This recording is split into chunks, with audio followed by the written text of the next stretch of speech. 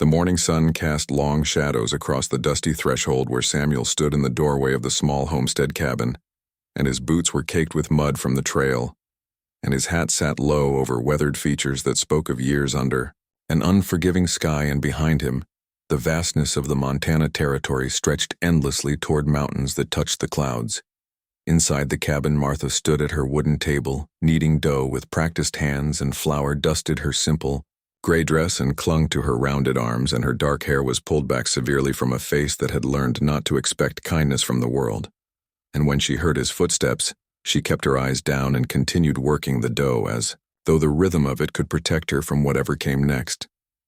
Samuel had ridden 2 days to reach this settlement, and his purpose was simple enough, and he needed help on his ranch, and the winters were brutal, and a man alone could not manage the cattle and the land and the endless work that came with carving a life from wilderness. And the town had told him about Martha, and about how she had come west with a family that had perished from fever, and how she had stayed on doing wash and cooking for whoever would pay, and how she kept to herself. She had heard his horse approach and had known somehow that he was coming for her, and the other women in the settlement had whispered about the rancher who lived 30 miles north, and who had lost his wife 2 winters past, and who needed someone to manage his household. And Martha had felt her stomach tighten with familiar dread, because she knew what men saw when they looked at her, and she knew what they said when they thought she could not hear. Samuel removed his hat and held it in his hands and cleared his throat, and Martha still did not look up, and her hands moved mechanically through the dough and pressed and folded and turned and pressed again. "Ma'am," he said, and his voice was rough from disuse and quiet in the simple room. She nodded once to acknowledge him, but kept her focus on the work before her. "I'm Samuel Thornton," he continued, "and I have a cattle ranch north of here, and I need help, and someone to cook and keep house and to help with the work that needs doing." Martha's hands slowed and then stopped, and she finally raised her eyes to meet his. And in that moment, she saw something she had not expected, and there was no calculation in his gaze, and no assessment of her worth as a woman, and no judgment of her body, and he simply looked tired and straightforward and honest. She took a breath and felt the old familiar shame rise up in her throat, and the words came before she could stop them, and they were words she had learned to say first before others could say them for her. "No one loves a fat girl, sir," she whispered, and the words fell between them like stones, but I can cook." The silence that followed seemed to stretch forever, and somewhere outside a bird called and the fire crackled softly in the stone hearth, and Martha waited for him to turn and leave as others had done, and waited for the dismissal she had learned to expect. But Samuel did not leave, and instead he pulled out one of the rough wooden chairs and sat down slowly as though his bones ached, and he placed his hat on the table and looked at her with eyes that held something like sadness. "Ma'am," he said quietly, "and I didn't ride 2 days to find someone to love, and I rode 2 days to find someone who could help me survive another winter." Martha felt something shift inside her chest and a small crack in the armor she had built so carefully over the years.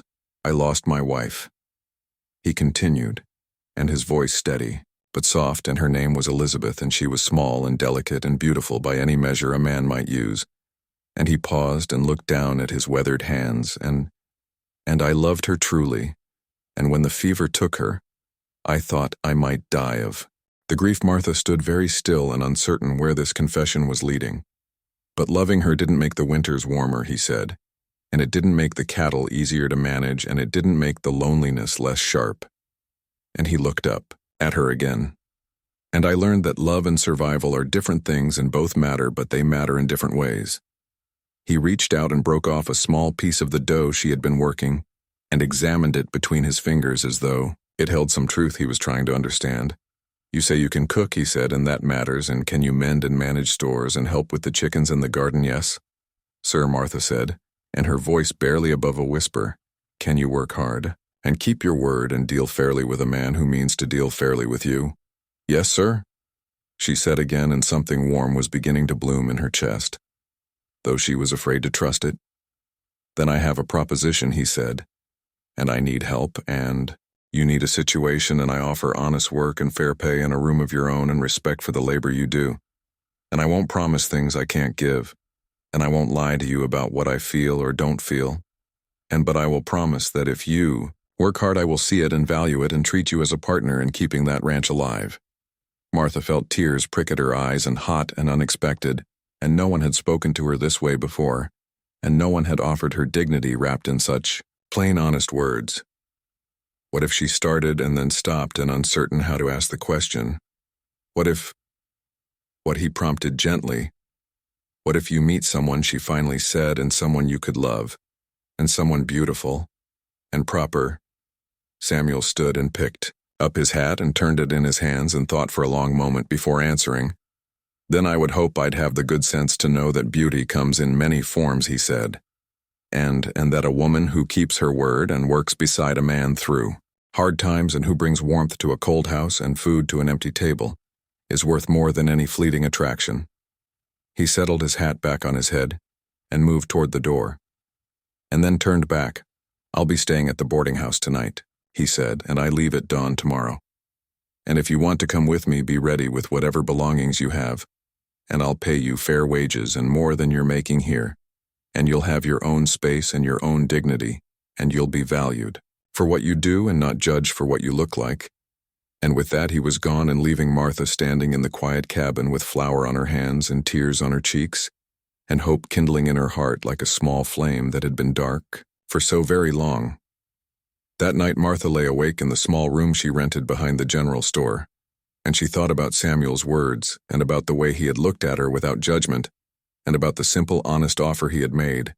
And she thought about the years of whispers and sideways glances and cruel jokes, and about all the times she had made herself small and apologetic for taking up space in the world. In the darkness she made her decision. Dawn came cold and clear, and Martha stood outside the boarding house with a single worn carpet bag containing everything she owned. And when Samuel emerged, leading his horse and a gentle mare he had borrowed for her journey, and he simply nodded and helped her mount, and they rode north into the vast morning. The journey took 2 days, and they camped one night under stars so bright they seemed to pulse with life. And Samuel was a man of few words, but what he said was always measured and true, and he pointed out landmarks and told her about the ranch and about the rhythms of the work and about the brutal beauty of the land.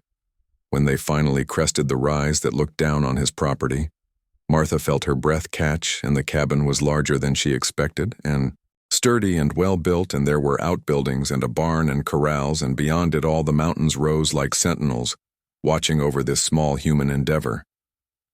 "This is home," Samuel said simply, "and welcome to it." The first weeks were hard work, and Martha rose before dawn and made breakfast and managed the chickens and the garden, and learned the routines of ranch life. And Samuel worked from sunup to sundown, and came in tired and hungry and grateful, and he praised her cooking and her efficiency, and treated her with a respect that was so foreign it almost made her uncomfortable. But slowly something began to change, and not in the way of romance or passion, but in the way of two people learning to work together and to trust each other, and to build something solid from mutual respect and honest effort. Winter came early that year and fierce, and the snows piled deep, and the work became about survival, and about keeping the animals alive and the fires burning and themselves fed and warm. And in those long, dark months, Martha and Samuel became a team, and functioning with the kind of unspoken understanding that comes from shared purpose. One evening, after a particularly brutal day when they had lost 3 cattle to the cold and spent hours breaking ice and hauling feed, and they sat by the fire exhausted, and Samuel spoke quietly. "I couldn't have made it through this without you," he said. "And I want you to know that." Martha looked up from her mending and surprised by the emotion in his voice. "You've made this house a home again." He continued, and not in the way Elizabeth did, and that's not better or worse, and just different. And he paused, "And you've given me something I didn't know I needed. And partnership, and steadiness, and someone I can count on absolutely." Martha felt tears rise again as they had that first day. "And thank you," she whispered, "and for seeing me, and for valuing what I do, and for giving me a place where I matter." Samuel nodded. "And we matter to each other," he said, "and that's what counts." Spring came eventually, as it always does. And with it new life and new work and new rhythms, and Martha had transformed the cabin and had made curtains and planted flowers and filled the space.